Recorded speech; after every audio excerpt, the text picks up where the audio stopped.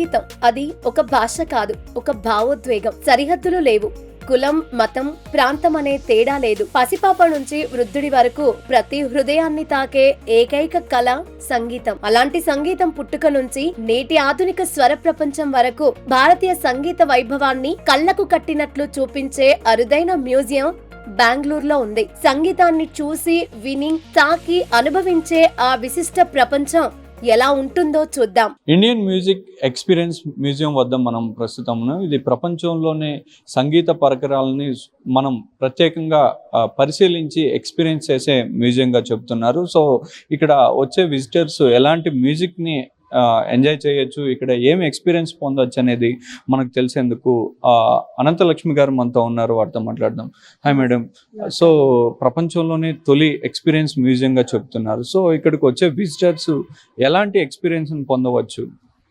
సంగీతానికి సంబంధించి మనం ఏమి ఆ అనుభూతి కానీ అనుభవించడం, అసలు సంగీతంలో మనకి ఎన్ని రకాలు ఉన్నాయి ఏంటి అన్నది మనం ఇక్కడ ఎక్స్పీరియన్స్ అవ్వచ్చు అనమాట. అనుభూతి చెందొచ్చు. బేసికల్గా అంటే ఇన్స్ట్రుమెంట్స్ ఉన్నాయి ఇక్కడ, ఒక మనకి గ్రాండ్ పియానో ఉంది, దాన్ని ఎక్స్పీరియన్స్ చేయొచ్చు. అలాగే మనకి లోపల ఎన్ని రకాల సంగీతాలు ఎన్ని రకంగా ఉంది, ఫోక్ మ్యూజిక్ లేకపోతే క్లాసికల్, కాంటెంపరీనా అలాంటివి. అలాగే ఇన్స్ట్రుమెంట్స్కి ఒక పెద్ద ప్రత్యేకించి ఒక గ్యాలరీ మొత్తము ఇన్స్ట్రుమెంట్స్కి ఉందన్నమాట, ఒక పెద్ద గ్యాలరీ. దాంట్లో మా మ్యూజియంలో కనీసం 100కి పైన ఇన్స్ట్రుమెంట్స్ డిస్ప్లేలో ఉన్నాయి. కొన్ని మనకి ఇంకా వాడకంలో ఉన్నాయి, కొన్ని వాడకంలో లేకుండా ఎప్పటివో పురాతనమైనవి, కొన్ని లేటెస్ట్వి అలా ఉన్నాయన్నమాట. సో అవన్నీ చూడడానికి మనకి 2 కళ్ళు సరిపోవు. ఇంకోటి వినాలి సంగీతం అంటే కూడా చాలా బాగుంటుందన్నమాట. మనం హెడ్ ఫోన్స్ అవి పెట్టుకొని పాటలు వినొచ్చు. మనకి ఏమేమి జానర్లు ఏమి ఉన్నాయి ఏంటి అని మనం వినొచ్చు. ఈ మ్యూజియం ఏర్పాటు చేయడానికి ముఖ్య ఉద్దేశం ఏంది? దీన్ని ఎవరు ఏర్పాటు చేశారు?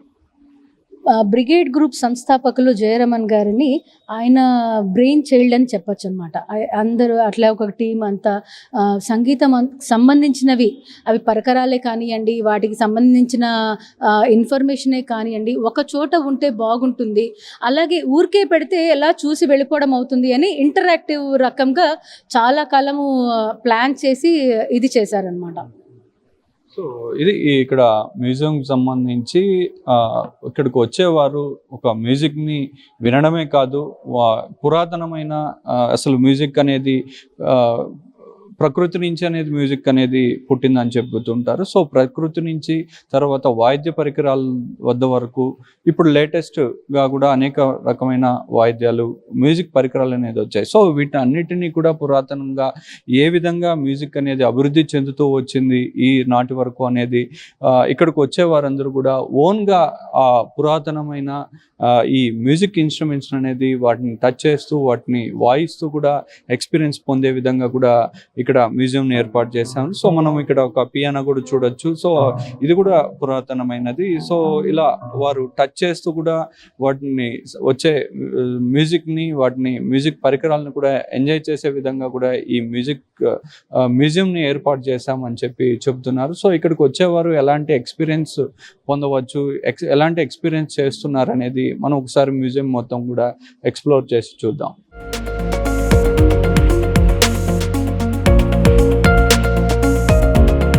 బెంగళూరులోని జేపీ నగర్లో ఉన్న ఇండియన్ మ్యూజిక్ ఎక్స్పీరియన్స్ మ్యూజియం భారతదేశంలోనే తొలి ఇంటరాక్టివ్ మ్యూజిక్ మ్యూజియం. 2019లో ప్రారంభమైన ఈ మ్యూజియం సుమారు 50,000 చదరపు అడుగుల విస్తీర్ణంలో 3 అంతస్తులు, 9 గ్యాలరీలతో సంగీత ప్రపంచాన్ని సందర్శకుల ముందుకు తీసుకొచ్చింది. దీని లక్ష్యం భారతీయ సంగీత వారసత్వాన్ని భావితరాలకు చేరవేయడం. హిందుస్థానీ, కర్ణాటక శాస్త్రీయ సంగీతం నుంచి జానపదం, భక్తి గీతాలు, బాలీవుడ్, ఇండీ మ్యూజిక్ వరకు భారతీయ సంగీత పరిణామాల్ని అత్యాధునిక డిజిటల్ టెక్నాలజీతో రూపొందించారు. ప్రతి గ్యాలరీలో టచ్ స్క్రీన్లు, ఆడియో స్టేషన్లు, ఇంటరాక్టివ్ డిస్ప్లేలు సందర్శకులను సంగీత ప్రపంచంలో మునిగిపోయేలా చేస్తున్నాయి. ఇండియన్ మ్యూజిక్ ఎక్స్పీరియన్స్ మ్యూజియంలోకి ప్రస్తుతం మనము వచ్చాము. ఇది మొత్తం కూడా 4 ఫ్లోర్స్లో సువిశాలంగా ఏర్పాటు చేయడం జరిగింది. సో మొత్తం కూడా ఈ మ్యూజియంని 9 విభాగాలుగా కూడా విభజించడం జరిగింది. మనం ఒకసారి చూడొచ్చు.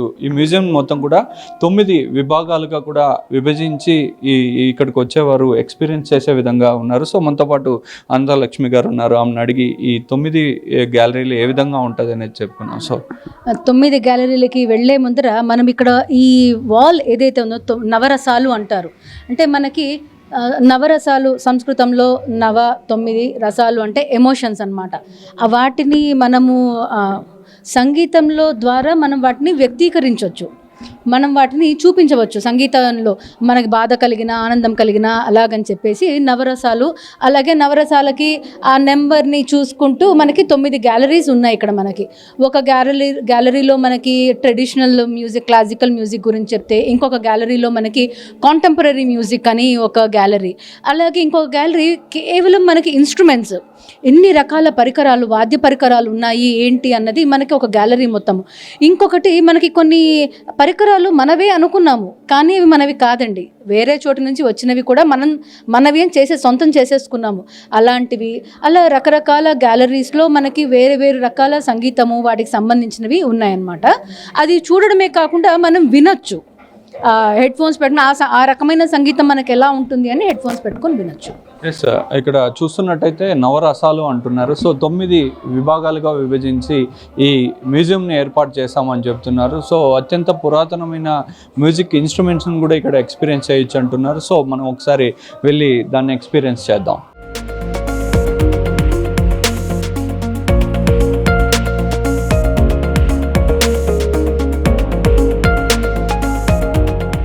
ఇది మన ఫస్ట్ గ్యాలరీ అండి. దీన్ని కాంటెంపరీ ఎక్స్ప్రెషన్స్ అని అంటాము. అంటే మనకి వేరే దేశాల నుంచి జాజ్, పాప్ ఏవైతే వచ్చాయో వాటిని కూడా మనం సొంతం పరుచుకున్నాము అని చెప్పేసి ఈ వాల్ అన్నమాట. అలాగే ఈ నెక్స్ట్ వాల్ దగ్గరకు వచ్చే వరకు ఆ జాజ్, పాప్ అన్ని వేరే భాషలు ఉంటాయి, మన జాతీయ భాషల్లో లేవు, మన భాషల్లో లేవు. మన దేశంలో బోలెడు భాషలు ఉన్నాయి, మరి వాళ్ళందరికీ అవి ఎట్లా అర్థం అవ్వాలి? సో ఇక్కడ వీళ్ళు ఎవరైతే ఉన్నారో వీళ్ళు ఏం చేశారు, మన భాషలోని పాటలకి ఆ ఇన్స్ట్రుమెంట్స్, ఆ పరికరాలని జత చేసి ఒక ఫ్యూజన్ మ్యూజిక్ లాగా చేసుకుంటూ వచ్చారనమాట. ఇంకపోతే ఈ పర్టికులర్ వాల్ మనకి చాలా ఇంపార్టెంట్ అనమాట. మన భారతదేశం ఫస్ట్ గ్రామీ అవార్డ్స్ గెలుచుకున్న ఇది. సో వీళ్ళు ఎవరైతే ఉన్నారో శక్తి బ్యాండ్ అని అంటారు. వాళ్ళు ఈ ఎల్ సుబ్రహ్మణ్యం గారు, జాకిర్ హుస్సేన్ గారు, అలీ అక్బర్ ఖాన్ వీళ్ళంతా కలిసి ఫస్ట్ 1960s శక్తి బ్యాండ్ అని చేసి దానివల్ల మన సంగీతాన్ని వేరే దేశాలకు తీసుకొని వెళ్ళారు. అక్కడేమో దేశాల నుంచి మనకి వచ్చింది, మన సంగీతం వెళ్ళాలి కదా, అందుకని వేరే దేశానికి తీసుకొని వెళ్ళారనమాట. అక్కడ వెళ్ళడము, మనకి గ్రామీస్ గెలవడము, మళ్ళీ తర్వాత అలాగే ఎన్నో సంవత్సరాల తర్వాత ఈ మధ్యకాలంలో శంకర్ మహాదేవన్ గారు అదే బ్యాండ్కి జాయిన్ అయ్యారు, మళ్ళీ మనకి గ్రామీ అవార్డు వచ్చిందనమాట. తర్వాత ఇకపోతే ఇవేమో మనకి ఇండీ పాప్ అలా అంటారు, ఎనేబులర్స్ అని చెప్పేసి. అండ్ మనకి గ్రూప్సే కాకుండా సపరేట్గా పాడేవాళ్ళు, ఇండివిజువల్ ఫ్రీలాన్సర్స్ లాగా కూడా ఉంటారు కదా, వాళ్ళని మనం ఎలా ఐడెంటిఫై చేస్తాము ఏంటి? లైక్ ఇప్పుడు ఇక్కడ మేడం ఇక్కడ చూస్తున్నట్టయితే మనకు అంటే ఈ బట్టలు కూడా ఇక్కడ పెట్టడం జరిగింది. సో దీని గురించి ఏంటి? ఇది బట్టలు అంటే మన ఫేమస్ పాప్ స్టార్ ఆయన దలేర్ మెహందీ ఉన్నారు కదా, ఇప్పుడు ఇట్లాంటి డ్రెస్సులు చమకులు అలాంటివి చూడంగానే మనకు ఫస్ట్ ఆయనే గుర్తుకొచ్చేస్తారు. సో ఆయన సిగ్నేచర్ స్టైల్, అలా వీళ్ళు కొంతమంది వాళ్ళ సిగ్నేచర్ స్టైల్ తీసుకొని వచ్చారు. సో ఇది కూడా ఆయనదే అనమాట, డొనేట్ చేస్తారు మ్యూజియంకి. సో వాళ్ళ సిగ్నేచర్ స్టైల్స్ అవన్నీ కూడా ఉన్నాయన్నమాట. దానివల్ల కూడా దేశంలో ఏదో మామూలు సంగీతం అనే కాకుండా చాలా పండగలు, మనం పండగలు చేసుకున్నాం, మ్యూజిక్ ఫెస్టివల్స్ అని కూడా జరుగుతూ ఉంటాయి. సో ఇవి కొన్ని మన పాపులర్ వెన్యూస్ అన్నమాట. వీటిల్లో జరిగే మ్యూజిక్ ఫెస్టివల్స్ అవి చాలా పాపులర్. మోస్ట్ పాపులర్ మనకి గోవాలో అక్కడ జరిగే సన్బర్న్ కానీ, ఇక్కడ కోహిమాలో జరిగే Hornbill festival, zero festival Arunachal ప్రదేశ్లో మొన్న డిసెంబర్ నవంబర్లో అయినాయి ఇవి. అలా ఈ ఫెస్టివల్స్ అన్నిటి వల్ల కూడా సంగీతము చాలా అభివృద్ధి చెందుతుంది అని చెప్పడము. సో సో ఇక్కడ అట్రాక్టివ్ గా ఆటోలు కూడా పెట్టి ఉండడం జరిగింది. సో దీని స్టోరీ ఏంటి? ఆటోలు అంటే అండి, మీరు ఎదురుగా చూసి ఉంటే కనుక లోపలికి రాగానే మీకు అదొక వీధి లాగా అనిపిస్తుంది. బెంగళూరులో ఒక పాపులర్ వీధి, కమర్షియల్ స్ట్రీట్, మిమ్మల్ని అడగాల్సింది. సో అలా కనిపిస్తుంది. సో మరి కమర్షియల్ స్ట్రీట్ అన్నాక మనకి ఆటోలు లేకపోతే ఎలా బెంగళూరులో? అందుకని దీనికోసమని ఆటోలు కూడా పెట్టడం వల్ల వచ్చే స్కూల్ పిల్లలు కానీ వేరే దేశాల నుంచి వచ్చిన వాళ్ళు ఆటోల్లో కూర్చొని అది కూడా ఫీల్ అయ్యి ఆ మ్యూజిక్ అది చూస్తూ ఉంటారు. సో ఇక్కడ చూస్తున్నట్టయితే ఫస్ట్ గ్యాలరీ మనం చూసాం. సో భారతదేశం నుంచి సంగీతం అనేది విదేశాలు అంటే ఒక దేశం నుంచి, ఒక ప్రాంతం నుంచి మరో ప్రాంతానికి సంగీతం అనేది ఎలా వెళ్ళింది, ఎలా అభివృద్ధి చెందుతూ వచ్చిందనే విధంగా కూడా, అట్లాగే ప్రముఖ పండగలు సమయాల్లో ఎలాంటి మ్యూజిక్ అనేది అట్రాక్టివ్గా ఉంటుంది అనే విషయాలను కూడా ఈ గ్యాలరీలో పొందుపరిచినట్టుగా కూడా చెప్తున్నారు. సో మరిన్ని గ్యాలరీలు అనేది కూడా ఇక్కడ ఉన్నాయి. సో వాటిని కూడా ఎక్స్పీరియన్స్ చేద్దాం. భారతీయ సంగీత దిగ్గజాలు ఉపయోగించిన వాద్య పరికరాలు, అరుదైన గ్రామోఫోన్లు, పాత రికార్డింగ్ పరికరాలు, సంగీత చరిత్రకు సంబంధించిన ఎన్నో అపురూపమైన వస్తువులు ఇక్కడ భద్రపరిచారు. సంగీత విద్య కోసం ప్రత్యేక లెర్నింగ్ సెంటర్, వర్క్ షాప్లు, ప్రత్యక్ష సంగీత కార్యక్రమాలు కూడా నిర్వహిస్తూ ఉంటారు. సంగీతాభిమానులే కాదు, పిల్లలు, పెద్దలు, దేశ విదేశీ పర్యాటకులు గంటల తరబడి గడిపేలా ఈ మ్యూజియం రూపకల్పన చేశారు. బెంగళూరుకు వచ్చే ప్రతి ఒక్కరూ తప్పక సందర్శించాల్సిన ప్రత్యేక సాంస్కృతిక కేంద్రంగా ఇండియన్ మ్యూజిక్ ఎక్స్పీరియన్స్ మ్యూజియం నిలుస్తోంది. అంతేకాదు, మీరే పాట పాడి రికార్డ్ చేసుకునే స్టూడియో కూడా సందర్శకులను ఆకట్టుకుంటోంది. అలా అని చెప్పడం కోసము ఈ గ్యాలరీ అన్నమాట. వాళ్ళకి పిల్లలకైతే, స్కూల్ పిల్లలకి హిస్టరీ లాగా కూడా ఉంటుంది. అంటే భక్తి మూమెంట్ ఎప్పుడు స్టార్ట్ అయింది ఏమిటి అలాగని. అలాగే ఇంకా ఇక్కడ పోతే ఇవి కొన్ని ఇంటరాక్టివ్స్. ఇక్కడ ఇదేమో మొదటిది మన శృతి ఎంతలో ఉంది అని తెలుసుకోవడం కోసము. అవి రెండు ఏమో చిన్న గేమ్స్ అన్నమాట. పిల్లలకి ఒక టెంపో కానీ రిథమ్ కానీ తెలియడం కోసమని అవి రెండు గేమ్స్. మనకి మన శృతి ఎంత ఉందంటే, మన గొంతు ఎంత వరకు వెళ్తుంది, మన రేంజ్ ఏంటి అని తెలియడం కోసము చెక్ చేయడానికి ఇంటరాక్టివ్ అనమాట. అది రికార్డ్ నొక్కి మన సా ఒక 10 సెకండ్ల పాటు ఒక సా అని అట్లా చెప్తే మన శృతి ఎంతవరకు ఉంది అని తెలుస్తుంది ఎవరు వచ్చిన వాళ్ళందరికీ కూడా. అలాగే ఇలా ఇవి రెండు గేమ్స్. సో అది ఇక్కడికి వచ్చే వాళ్ళు మ్యూజిక్ ఎక్స్పీరియన్స్ చేయడమే కాకుండా కూడా ఇన్స్ట్రుమెంట్స్ని ఇక్కడ వచ్చే వారి సంగీతం, వారి గొంతు ఎలా ఉంది, వారు ఎలా పాడగలరు అనే విషయాలు కూడా తెలుసుకునే విధంగా కూడా ఇక్కడ ఎక్స్పీరియన్స్ చేసే విధంగా ఇక్కడ మైక్ ఉంటుంది. సో ఇక్కడ మనం రికార్డ్ చేసామంటే సో మనం మ్యూజిక్ని, మనం సంగీతాన్ని ఎలా పాడుతున్నాం అనేది కూడా మనం ఓన్గా కూడా ఎక్స్పీరియన్స్ చేయొచ్చు అనేది విషయాలు అనేది చెబుతున్నారు. సో ఇంకా చాలా మ్యూజిక్ సంబంధించి అనేక ఇన్స్ట్రుమెంట్స్ ఉన్నాయి, వాటిని కూడా ఎక్స్పీరియన్స్ చేద్దాం.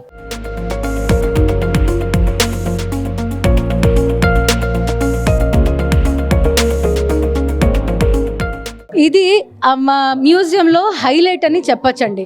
అంటే దీన్ని మనం సమయ చక్ర అని అంటాం హిందుస్థానీ సంగీతానికి సంబంధించి. సో స్క్రీన్ మనకు ఆ పైన ఉంది కదా, అలా పడుకొని చూస్తారనమాట. వచ్చిన వాళ్ళంతా కూడా పడుకొని చూస్తే ఆ ఒక రోజులో మనకి సంగీతం మన మీద ఎంత ఇంపాక్ట్ ఉంటుంది, దాని మన మీద ఎంత ఇది ఉంటుంది అని చెప్తుందనమాట. ఒక తెల్లారుజామున ఒక రకమైన సంగీతము, రాగము, మధ్యాహ్నం అయ్యే వరకు ఒక రకమైన రాగము, సాయంత్రం అయ్యే వరకు ఇంకో రాగము అని చెప్పేసి హిందుస్థానీ సంగీతం ఒక రోజుని ఒక 24 అవర్స్ని ఇట్లా ఇన్ని రకాలుగా విభజించింది.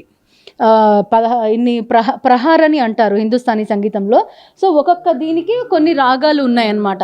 సో ఆ రాగాలు ఆ వేళలో వింటే మనకి ఆ హ్యాపీనెస్ కానీ, ఆ సంతోషము, ఒక ప్రశాంతత ఇస్తుంది అని చెప్పేసి సంగీతం చెప్తుంది. అంటే సంగీతము మనని హీల్ చేస్తుంది అని సంగీతం ఒక ఇంపార్టెన్స్. ఇక్కడికి వచ్చే వారందరూ ఇక్కడ ప్రశాంతంగా కూర్చొని, ఇక్కడ ప్రశాంతంగా పడుకొని కూడా మ్యూజిక్ని అయితే ఎక్స్పీరియన్స్ చేస్తారని చెప్పి కూడా చెబుతున్నారు. సో ఈ గ్యాలరీలో ప్రత్యేకంగా విశేషంగా ఆకట్టుకుంటున్న ఈ సమయ చక్ర అనేది కూడా ఇక్కడ ఏర్పాటు చేయడం జరిగింది.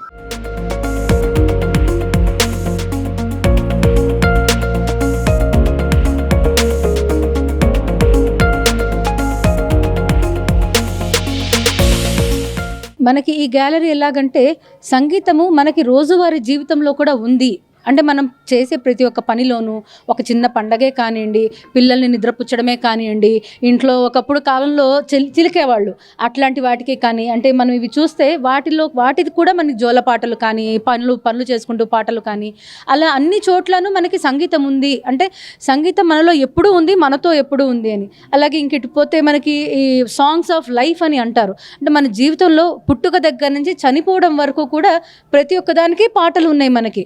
ఎవరైనా పుట్టినప్పుడు కొన్ని రకాల పాటలు, పెళ్ళికి పాటలు, ఎవరైనా చనిపోతే పాటలు, ఉయ్యాలు ఊపేటప్పుడు పాటలు, ఇంకా అటుపోతే పనులు చేసుకుంటూ పడవ చేసుకుంటూ పాటలు, అన్ని రకాలకి పాటలు ఉన్నాయి అని ఈ గ్యాలరీ అనమాట. అలాగే మనం ఇక్కడ చూస్తే తోలుబొమ్మలు కూడా చూసి ఉంటారు. ఆ తోలుబొమ్మలు ఎందుకంటే అందరికీ పాటలు భాష రాదు. అంటే ఆ బొమ్మల్ని చూసే వరకు వాళ్ళకి అర్థమైపోతుంది, అరే ఈ బొమ్మలు దీంట్లో ఈ పని చేస్తున్నారన్నమాట. సో దీనివల్ల మనకి ఈ పాట వింటూ ఆ బొమ్మల్ని చూస్తే అర్థమైపోతుంది. సో ఈ గ్యాలరీలో అంత బేసికల్గా అంత ట్రెడిషన్స్కి సంబంధించినవి ఉన్నాయన్నమాట. మనది నచ్చి వాళ్ళు పాటలు రాయడము. అలాగే ఈ గోడ మీద ఇక్కడ చూస్తే ఈ పెయింటింగ్స్ ఏవైతే ఉన్నాయో దీంట్లో మనకి పెయింటింగ్స్ లాగా కాకుండా వాటిల్లో ఉండే పరికరాలు చూడాలి. వాద్య పరికరాలు చూస్తే వాటిని సాల్విన్స్ ఎచింగ్స్ అంటారు. వాటిలో మనకి చాలా వరకు పరికరాలు ప్రస్తుతం లేవు, దొరకవు. ఈ పెయింటింగ్స్లో మాత్రమే మనకి కనిపిస్తాయి. అవి ఎక్కడ ఉన్నాయో, ఇంకా వాయిస్తున్నారో లేదో తెలియదు అనమాట. వెతుకుతూ ఉన్నారు ఏదో దేశం మొత్తంలో అక్కడ ఇక్కడ. సో ఈ పెయింటింగ్స్లో మనకి ఆ పాతవి కొన్ని ఇన్స్ట్రుమెంట్స్ అవి కనిపిస్తాయి. అది గ్రాండ్ పియానో అంటారు. 100 ఏళ్ల క్రితము చేసిన పియానో, వాయించిన పియానో అనమాట అది. సో అది ఐఎంఈ వాళ్ళు తీసుకొని వచ్చి డొనేట్ చేశారు, తీసుకొచ్చి ఇక్కడ పెట్టారనమాట. సో ఈ గ్యాలరీలో మనకి మన దేశానికి సంబంధించిన ఇన్స్ట్రుమెంట్స్ కానివి కూడా ఉన్నాయి. మనం ఇప్పుడు కొన్ని అనుకుంటాం, హార్మోనియం ఉంది, ఎప్పుడూ చూస్తాం, జగజిత్ సింగ్ గారి దగ్గర చూసాము, ఇంకెవరి దగ్గర చూసాము, మనదే అనుకుంటాం. కానీ చాలామందికి తెలియని విషయం ఏంటంటే హార్మోనియం మనది కాదండి. అది ఒకప్పుడు లెగ్ హార్మోనియం అని అనేవాళ్ళు. మనకు అక్కడ ఒక మోడల్ ఉంది, అది దాని మీద కాళ్ళతో ఇట్లా తొక్కుతూ వాయించేవాళ్ళు హార్మోనియం. అలాగే వయలిన్ కూడా మనదే అనుకుంటారు, లేదా వయలిన్ లేకుండా ఇప్పుడు మనకి ఎక్కడా సంగీతంలో ఇవి జరగవు. కానీ వయలిన్ కూడా ఒకప్పుడు ఇట్లా కాళ్ళ మీద పెట్టుకొని అట్లా వాయించేవాళ్ళు. కానీ మన దేశంలో సంగీతానికి చాలా ఉన్నతమైన స్థానం ఇచ్చాం కాబట్టి కాళ్ళ మీద పెట్టుకోలేక భుజం మీద పెట్టుకొని వాయించడానికి మార్చుకున్నారనమాట. అలాగే మన బ్యాండ్, బారాత్ అవన్నీ అనుకుంటుంటాం, అవి కూడా బ్రిటిషర్ల నుంచి వాళ్ళ నుంచి వచ్చిన ఇది కాన్సెప్ట్ అనమాట, బ్యాండ్, బాజా, బారాత్ అనడము. అది చూసినట్టయితే 1950 సంవత్సరాలకు సంబంధించిన వయలిన్ కానీ, అట్లాగే లెగ్ హార్మోనియం అంటారు. సో మనము కాళ్ళతో తొక్కుతూ కూడా వాయించే హార్మోనియం ఇది 1980వ సంవత్సరంలో తయారు చేసినదిగా కూడా చెబుతున్నారు. సో ఇలా ఈ మ్యూజియంలో అత్యంత పురాతనమైన, అట్లాగే దేశ విదేశాల నుంచి కానీ, అట్లాగే భారతదేశంలో కానీ పురాతనమైన మ్యూజిక్ ఇన్స్ట్రుమెంట్స్ అన్నింటిని కూడా ఇక్కడ తీసుకొచ్చి పెట్టడంతో ఇక్కడికి వచ్చే వారిని కూడా ప్రత్యేకంగా ఆకట్టుకునే విధంగా కూడా ఈ మ్యూజియం అనేది రూపుదిద్దుకుంది. సో మరిన్ని గ్యాలరీలు కూడా ఉన్నాయి. సో వాటిని కూడా ఎక్స్పీరియన్స్ చేద్దాం.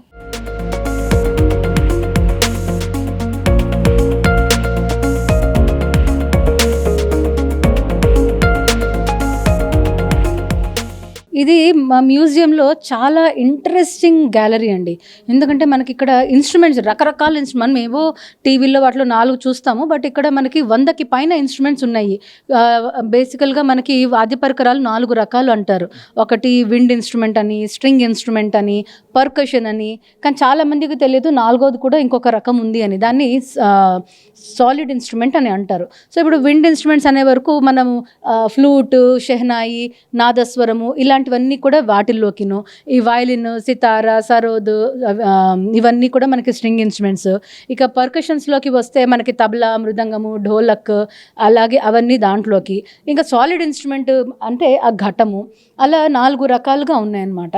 సో ఇన్స్ట్రుమెంట్ పిల్లలకు కానీ, వేరే దేశాల నుంచి వచ్చిన వాళ్ళకి, అరే మన అంటే ఈ భారతదేశంలో ఇన్ని రకాల ఇన్స్ట్రుమెంట్స్ ఉన్నాయా అంటే నలుమూలల నుంచి తీసుకుని వచ్చి ఇక్కడ పెట్టారన్నమాట. కొన్ని డొనేట్ చేసినవి, కొన్ని కొన్నవి అలా ఉన్నాయి. ఆ ఇన్స్ట్రుమెంట్స్ అన్నీ ఇక్కడ డిస్ప్లేలో పెట్టారు. అయితే వీటిలో మనకి కొత్తగా మాకు మ్యూజియంకి వచ్చింది ఇది ఒకటి. చాలా సంవత్సరాలు అంటే 1000 సంవత్సరాల క్రితము ఉండిందనమాట. దాన్ని యాళి అంటారు, యాళ్ అంటారు. అది ఒక రకమైన ఇంగ్లీష్ వాళ్ళు హార్ప్ అని ఏదైతే అంటారో మనకి అది యాళ్ అంటాము. ఆ జంతువు ఇది హంసలాగా ఉంది, హంసలాగా ఉంటే ఒక రకమైన నాదం వస్తుంది, ఇంకొక జంతువులాగా ఉంటే దాని తగ్గట్టు ఇంకొక నాదము. అలాగే రుద్రవీణ, అలా కొన్ని చాలా స్పెసిఫిక్ పరికరాలు, వాద్య పరికరాలు అవి ఉన్నాయన్నమాట ఇక్కడ. అవి అట్లా చూడాలి అంటే కూడా ఈ ఇంటరాక్టివ్ ఉంది, దాంట్లో చూసుకోవచ్చు. ఎస్, ఇక్కడంతా కూడా వీటిని ఆది పరికరాలు అన్నట్టు కూడా చెప్తున్నారు. సో ఇక్కడికి వచ్చే వారందరూ కూడా ఈ మ్యూజిక్ ఈ ఇన్స్ట్రుమెంట్స్ గురించి తెలుసుకోవడంతో పాటు కూడా ఆ ఇన్స్ట్రుమెంట్స్తో పాటు కూడా సో ఇక్కడ మనకు ఒక డిస్ప్లేని ఏర్పాటు చేయడం జరిగింది. సో అక్కడ ఏవైతే మనం వాల్ మీద చూస్తున్నామో ఆ ఇన్స్ట్రుమెంట్స్ మొత్తం కూడా ఇక్కడ ఉన్నాయి. సో మనం ఇక్కడ వారు ఇచ్చిన హెడ్ ఫోన్స్ పెట్టుకొని వాటిని మనం ఏ ఇన్స్ట్రుమెంట్ అన్నా కూడా దాని నుంచి ఎలాంటి మ్యూజిక్ వస్తుంది అనేది మనం ఇక్కడ ఎక్స్పీరియన్స్ చేయొచ్చు. సో నేను ఒక మ్యూజిక్ పెట్టాను. సో ఇలా వాద్య పరికరాలను వాయించే సమయంలో ఎలాంటి మ్యూజిక్ వస్తుందనేది కూడా ఇక్కడ ప్రత్యేకంగా వారు ఇక్కడికి వచ్చే విజిటర్స్ అనుభూతి చెందే విధంగా కూడా ఏర్పాటు చేయడం జరిగింది. సో ఈ గ్యాలరీ అనేది ప్రత్యేకంగా ఇక్కడికి వచ్చే వారిని ఆకట్టుకునే విధంగా కూడా ఎంతో ఆకర్షణీయంగా ఈ గ్యాలరీ అనేది రూపుదిద్దుకోవడం జరిగింది.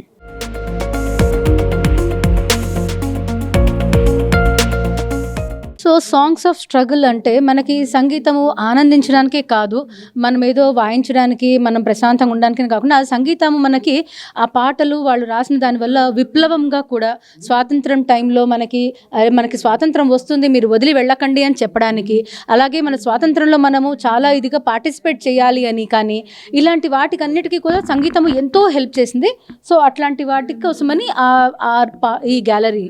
సో అలాగే నెక్స్ట్ గ్యాలరీకి వస్తే మనకి ఇదంతా songs through stories through songs అని అంటారు అన్నమాట. అంటే మనకి సినిమాలు మనకి చాలా ఇష్టమైన టాపిక్.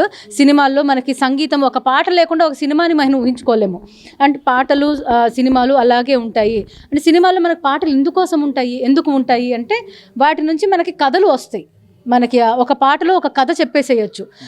అట్లాగే కొన్ని పాటల వల్ల మన మెమరీస్, మన చిన్నతనం కానీ మన ఎన్నో రకాలవి అవన్నీ వస్తాయి. సో వాటి కోసం ఇక్కడ మెమరీ బాక్సెస్ అని పెట్టారు. వాటిలో రకరకాల చైల్డ్హుడ్ గురించి కానీ ఫ్రెండ్షిప్ గురించి కానీ, కొన్ని పాటలు అంటే మనకి చిన్నతనానికి తీసుకెళ్ళిపోతాం, కొన్ని పాటలు వింటే మనం మన ఫ్రెండ్స్ని వాళ్ళని గుర్తు తెచ్చుకుంటాము. అలాగా మొత్తము ఈ గ్యాలరీ మొత్తము దాని గురించి. ఒకసారి బ్యాక్గ్రౌండ్ స్కోర్ ఉంటుంది కదా, అది వినగానే అరే ఇది ఈ సినిమాకి సంబంధించి లేకపోతే దీంట్లో వచ్చింది అని, హారర్ కానీ ఆనందం కానీ అట్లాగను. ఈ ఒక గోడ మాత్రము కన్నడ, మనం బెంగళూరులో ఉన్నాము, కర్ణాటకలో ఉన్నందుకు ఈ గోడను ప్రత్యేకించి కన్నడ పాటల కోసమని, కన్నడ నుడి అని కన్నడ పాటల కోసమని పెట్టారు. ఇక్కడ మ్యూజియం చూసుకుంటే కూడా ప్రతిదీ కూడా దానికి విభిన్నంగా కూడా చాలా ఇక్కడికి వచ్చే వారికి సంగీతం గురించి చాలా నాలెడ్జ్ ఇచ్చే విధంగా, అట్లాగే సంగీతం గురించి తెలుసుకునే విధంగా ఉన్నాయి. మనకు సంగీతం పక్షుల కిలకిల రావాల నుంచి కానీ, సెలయేళ్ళ నుంచి కానీ పుట్టి ఆ తర్వాత పనులు చేసుకుంటూ ప్రతి కార్యక్రమంలోనూ పాటలుగా, అట్లాగే ఉద్యమాల నేపథ్యంలో ఇట్లా అభివృద్ధి చెందుతూ వచ్చి సినిమాల వరకు కూడా అభివృద్ధి చెందుతూ వచ్చింది. సో సినిమాల్లో కూడా ఎలాంటి విధంగా ఉండేది వారి సినిమా యాక్టర్స్ కానీ, అట్లాగే మనం చిన్ననాటి సమయాల్లో మనం ఎలాంటి మ్యూజిక్ని ఎక్స్పీరియన్స్ చేసాము. సో ఆ విధంగా కూడా ఇక్కడ వివిధ రకాలుగా కూడా మ్యూజిక్ని ఇక్కడికి వచ్చేవారు ఏజ్కు సంబంధం లేకుండా చిన్నపిల్లల దగ్గర నుంచి ముసలి వారి వరకు వారి జీవితంలో ఏదో ఒక అనుభవాన్ని గుర్తు చేసే విధంగా కూడా ఈ గ్యాలరీలు అనేది ఏర్పాటు చేయడం జరిగింది. సో మరి ఇంకా కూడా అనేక గ్యాలరీలు ఉన్నాయి, వాటిని కూడా ఎక్స్పీరియన్స్ చేద్దాం.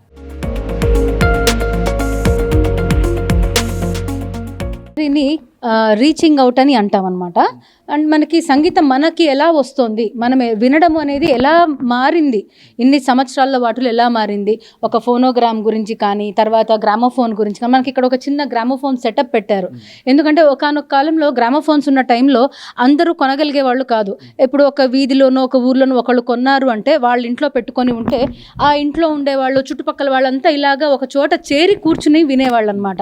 సో అలాగా గ్రామోఫోను, ఆ వినైల్ రికార్డ్స్ ఎట్లా ఉండేవి, ఆ వినైల్ రికార్డ్స్ తర్వాత ఫస్ట్ రికార్డింగ్ ఎవరు చేశారు, అసలు మన దేశంలో రికార్డ్ చేసినప్పుడు బ్రిటిషర్స్ కానీ వేరే వాళ్ళు అసలు ఫస్ట్ ఎవరు రికార్డ్ చేశారు అంటే మనకి ఒక లేడీ పేరు వస్తుంది అనమాట. ఇక్కడ మనం ప్రత్యేకంగా చెప్పుకోవాల్సింది అంటే ఎవరంటే వాళ్ళు రికార్డ్ చేయలేకపోయారు. ఎందుకంటే వాళ్ళకు ఒక భయం ఉండేది, మనం రికార్డ్ చేస్తే మన గొంతు ఏమైనా పోతుందో లేకపోతే మనం పాడేది వినరేమో అని చెప్పి. అట్లాంటి టైంలో గౌహర్ జాన్ అని ఒక ఆవిడ ఫస్ట్ రికార్డ్ చేసిందనమాట, ఫస్ట్ ఉమెన్ టు రికార్డ్. అక్కడ ఉంది ఆమె ఫోటో, గౌహర్ జాన్ అని. ఆమె ఫస్ట్ రికార్డ్ చేశారనమాట.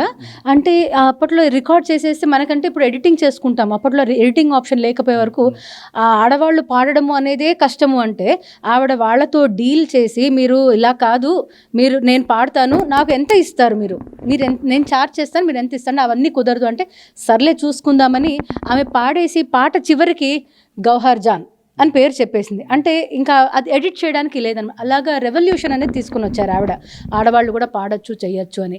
అలాగే హెచ్ఎంవి సంగీతము, హెచ్ఎంవి అసలు ఎట్లా వచ్చింది, నిప్పర్ ద డాగ్ అనే ఒక చిన్న కథ, అలాంటివి చాలా ఉన్నాయి. సో మనకి గ్రామఫోన్తో పాటు ఆ తర్వాత సంగీతం ఎలా వినడం అనేది ఎట్లా మారుతూ వచ్చింది, వినైల్ రికార్డ్స్, రేడియోస్, ట్రాన్సిస్టర్స్, తర్వాత మనకి టీవీలు వచ్చినప్పుడు ఎలా ఉంది. అందాక మనకి పాడేవాళ్ళు మొఖాలు ఎలాగుంటాయో తెలియదు, టీవీలు వచ్చాక వాళ్ళ మొహాలు చూడడము, అలాగా ఇవన్నీ అన్నమాట.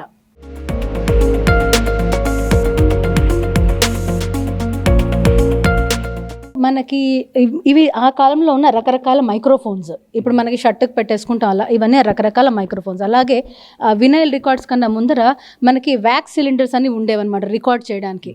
అది ఒకసారి రికార్డ్ అయిపోతే దాన్ని ఏమీ చేయడానికి లేదు. నేను ఇందాక చెప్పినట్టు గౌహర్ జాన్ అనే ఆమె ఇట్లాంటి వాటిలోనే పాడిందనమాట. సో చేంజ్ చేయడానికి లేక ఇట్లా ఉండేది అప్పట్లో ఫోనోగ్రామ్స్ అనేవి. సో ఇది 1903లో అవునండి, 1903లో వాటిని తయారు చేసి వాటిని చాలా చాలా కాస్ట్లీ అనమాట. అందుకని ఎడిట్ చేయడము అనేది కష్టము, అందుకని అట్లాగే ఉంచేసేవాళ్ళు. సో నెక్స్ట్ ఇక్కడ కూడా మనం చూసినట్టయితే అనేక ఉన్నాయి వీటి గురించి. సో అలాగే సంగీతం, నేను ఇందాక చెప్పినట్టు సంగీతం వినడం అనేది ఎట్లా మారుతూ వచ్చింది అంటే టీవీలు, ట్రాన్సిస్టర్ల తర్వాత ఆడియో క్యాసెట్లు, 1970s వచ్చే వరకు ఆడియో క్యాసెట్లు, వాటిలో ఎన్నో మెమరీస్ ఆ కాలం వాళ్ళకి చాలా ఉన్నాయి. ఈ కాలం వాళ్ళకి తెలియదు క్యాసెట్లు, సీడీలు ఏంటి అని. ఆ కాలంలో వాళ్ళకి ఆ క్యాసెట్లలో పాటలు రికార్డ్ చేయడము, కొనడము ఫస్ట్ డే, అలాగే తర్వాత సీడీలు అవి వచ్చేసాయి. ఇప్పుడైతే ఇక మనకి MP3 ప్లేయర్లు అవి వచ్చి, ఐపాడ్స్ అవన్నీ వచ్చాయి. ఇంకా ఇప్పుడైతే ఇంకా మనము స్పాటిఫైలో వాటిలో వింటాం. అంటే మనకి సంగీతం, ఈ మ్యూజియంలో మనకి సంగీతం ఒక్కటే కాకుండా సంగీతము ఏ రకంగా మనకి మారుతూ వచ్చింది, ఓవర్ పీరియడ్ ఆఫ్ టైం మనకి ఎలా మారుతూ వచ్చింది అని చెప్పడానికి ఈ 8th గ్యాలరీ అన్నమాట.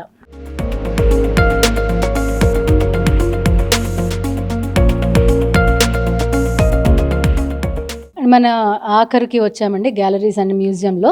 సో మనకి చివరికి వచ్చే వరకు ఈ గోడ మీద చూస్తే చాలామంది సింగర్స్, ఆర్టిస్టులు, కంపోజర్స్, మ్యూజిషియన్స్, అన్ని రకాల వాళ్ళవి ఫోటోలు ఉన్నాయి. అంటే చెప్పడం ఏంటంటే మనకి ఇంతమందే కాదు, ఇంకా చాలామంది ఉన్నారంటే మేమేం చెప్తుంటే వీళ్ళు కొన్ని స్టార్స్, మన గెలాక్సీలో ఉన్న కొద్దిపాటి స్టార్స్ అనమాట. అందరినీ పెట్టలేము కదా, అంతమందిని మనం పెట్టలేము. సో కొంతమంది స్టార్స్ అనమాట. సో వాళ్ళకి సంబంధించిన పాటలు, మ్యూజిక్ అవన్నీ కూడా ఉన్నాయి. అలాగే వీటితో పాటు ఇవి మనకి ఒరిజినల్ వీళ్ళ బిస్మిల్లా ఖాన్ గారి షెహనాయి, ఆయన టోపీ, అది కూడా డొనేట్ చేస్తారు వాళ్ళ ఫ్యామిలీ వాళ్ళు. అది ఇక్కడ వస్తేనేమో MS సుబ్బలక్ష్మి గారి పట్టు చీర, ఆమె చేతితో పట్టుకుని వాయించిన తంబూరా, ఇవన్నీ కూడా డిస్ప్లేలో పెట్టడం జరిగిందనమాట. అంటే జనాలకి వచ్చిన వాళ్ళకి అరే ఇవన్నీ ఉన్నాయి, మనవి కూడా ఎప్పుడో ఒకప్పుడు మ్యూజియంలోకి వెళ్ళకపోతాయా, మనము అట్లా ఆ స్థాయికి వెళ్ళలేకపోతామా అని. దాంతోపాటు అక్కడ మనకు ఒక రికార్డింగ్ స్టూడియో కూడా ఉంది. సో మనం సినిమాల్లో వాళ్ళు రికార్డ్ చేయడం చూస్తాం, మనం ఎట్లా రికార్డ్ చేస్తాము, ఆ రికార్డ్ చేస్తే ఆ ఎక్స్పీరియన్స్, అనుభూతి ఎలా ఉంటుంది అని ఈ రికార్డింగ్ స్టూడియో అనమాట.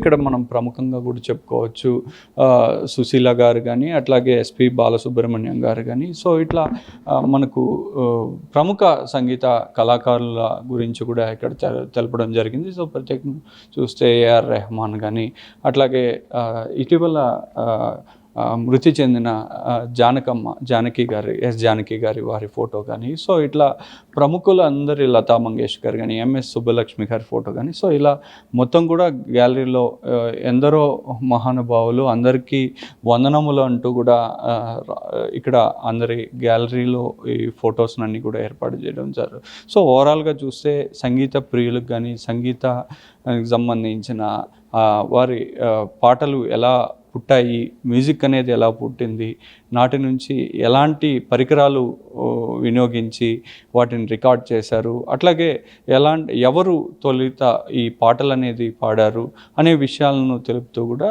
సో మ్యూజిక్ అనేది ఎలా పుట్టింది, నేడు ఆధునిక సమాజంలో ఎలా మ్యూజిక్ అనేది ప్రభావం చూపుతుంది అనే విషయాలను మొత్తం కూడా తెలుపుతూ కూడా ఈ ఇండియన్ మ్యూజిక్ ఎక్స్పీరియన్స్ మ్యూజియం అయితే తీర్చిదిద్దడం జరిగింది. మ్యూజియంలో ప్రత్యేక ఆకర్షణగా నిలిచే సౌండ్ గార్డెన్, రాళ్ళు, లోహాలు, సంగీత పరికరాల ద్వారా స్వరాలు ఎలా ఉత్పత్తి అవుతాయో ప్రత్యక్షంగా అనుభవించే అవకాశం ఉంటుంది. సో మనకి ఇది చాలా ఇంట్రెస్టింగ్ అండ్ మోర్ ఇంటరాక్టివ్ అన్నమాట. సౌండ్ గార్డెన్ అని అంటాము. అంటే మనకి గార్డెన్ ఒక దీంట్లో ఎలా ఉంటుంది ఏంటి అని చెప్పేసి రకరకాల ఇన్స్టలేషన్స్, దీన్ని మనము ఫ్లవర్ గాంగ్ అంటారు. అంటే ఇది చూస్తే మొత్తం ఒక కలువ పువ్వులాగా ఉంటుంది. అలాగే దీన్ని ఒక్కొక్క దాన్ని ఇలా కొడితే ఒక్కొక్క రకమైన సౌండ్, ఒక్కొక్క ప్లేటు ఒక్కొక్క రకమైన సౌండ్ రావడము. అలాగే ఇది ఇంకొక రకమైన ఇన్స్టలేషన్. ఆ ఇన్స్టలేషన్ ఇది మనకి 7 ఉన్నాయి చూడండి, సప్తస్వరాలు అన్నమాట. ఒక్కొక్కటి ఒక్కొక్క స్వరం వస్తుంది, స రి గ మ ప ద ని అని. సో ఈ రకమైన ఇన్స్టలేషన్ ఇవన్నీ వస్తాయి. అలాగే మనకి చాలామందికి తెలుగు రాళ్ళు అంటే కొట్టుకోవడానికి విసురుకోవడానికి అనుకుంటారు. అక్కడ మనకి ఒక ఇన్స్టలేషన్ ఉంది, సింగింగ్ స్టోన్స్ అని అంటారు. సో రాళ్ళు పాటలు పాడతాయి అని చెప్పేసి. ఇంకా ఇది ఇక్కడ జైలోఫోన్స్, రకరకాల వీటి మీద జైలోఫోన్ ఏదైతే ఎలా సౌండ్ వస్తుంది ఏంటి, ఇది ఒక రకమైన మెటల్ లేకపోతే అదొక రకమైనది, అలా డిఫరెంట్ మీడియమ్స్ అన్నమాట. ఒక్కొక్క మీడియం ఎలాంటి సౌండ్ వస్తుంది ఏంటి అని ఎక్స్ప్లోర్ చేయడానికి, వాటిని చూడడానికి అన్నమాట. ఒక సైన్స్ క్లాస్ లాగా కూడా పనికొస్తుంది స్కూల్ పిల్లలకి. ఇది సింగింగ్ స్టోన్స్ అని చెప్పి, అలా stones can also Singh and vibrate. రాళ్ళు కూడా మనకి సంగీతాన్ని అవి ఇస్తాయి. హంపిలో చూసి ఉంటాము, మనకి ఒక మొత్తము పాటలకి ఒక మంటపం ఉంది సంగీతం సౌండ్లకి అని. ఇక్కడ మనకి ఈ నీళ్ళని హెల్ప్ తీసుకొని ఆ రాళ్ళ మీద రుద్దితే మనకి సౌండ్ వస్తుంది అనమాట, సింగింగ్ స్టోన్స్ అని. క్వైట్ ఇంట్రెస్టింగ్ ఇది. సో ఇక్కడ మనం చూసినట్టయితే సౌండ్ పార్క్ అనేది కూడా ఏర్పాటు చేయడం జరిగింది. ఇక్కడ అనేక రకాలుగా కూడా ఏర్పాటు చేయడం. సో మనం ప్రత్యేకంగా చూస్తే ఒక రాతి నుంచి కూడా సౌండ్ ఎలా తీయచ్చు అనేది చూడవచ్చు. సో మనము ఈ రాతి నుంచి సౌండ్ ఎలా వస్తుందో ఇప్పుడు చూద్దాం.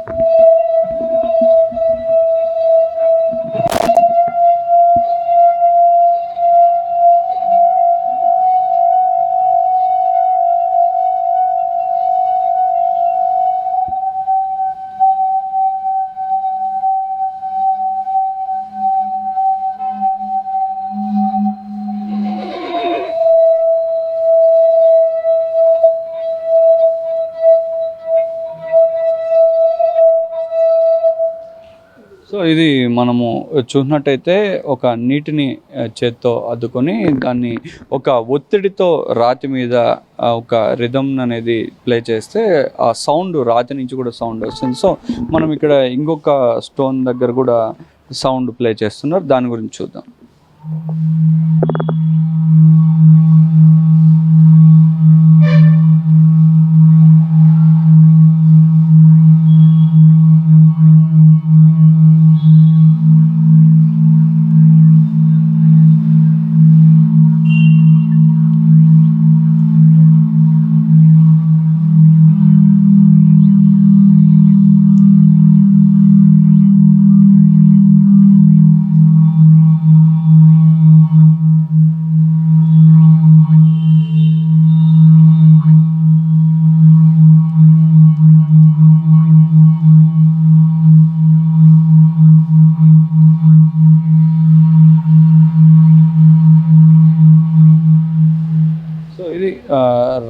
సంగీతానికి రాళ్ళు కదులుతాయి అంటుంటారు కదా. సో అలాగే రాతి నుంచి కూడా సంగీతాన్ని పుట్టించే విధంగా కూడా ఈ మ్యూజియం అనేది ఏర్పాటు చేయడం జరిగింది. సో ఇక్కడికి వచ్చే వాళ్ళు చాలా ఎక్స్పీరియన్స్ చేసే విధంగా కూడా మ్యూజిక్ సంబంధించి నాటి నుంచి ఇప్పటి వరకు ఎలాంటి అభివృద్ధి చెందుతూ వచ్చింది, అలాగే వివిధ పరికరాల ద్వారా కూడా మ్యూజిక్ని ఎలా వాటిని వాయించడం కానీ వాటిని ఎక్స్పీరియన్స్ చేసే విధంగా కూడా ఈ ఇండియన్ మ్యూజిక్ ఎక్స్పీరియన్స్ మ్యూజియం అయితే ఏర్పాటు చేయడం జరిగింది. భారతీయ సంగీత వారసత్వాన్ని ఆధునిక సాంకేతికతతో మిళితం చేసి ప్రతి ఒక్కరికి అందుబాటులోకి తీసుకొచ్చిన ఈ మ్యూజియం బెంగళూరుకు మరో ప్రత్యేక గుర్తింపుగా నిలుస్తోంది. సంగీతాన్ని వినడమే కాదు, అనుభవించాలనుకునే ప్రతి ఒక్కరికి ఇది ఓ అద్భుతమైన గమ్యంగా నిలుస్తోంది. కెమెరా పర్సన్ సునీల్తో కలిసి రుత్విక్, కేవన్ ఆంధ్రజ్యోతి, బెంగళూరు నుంచి.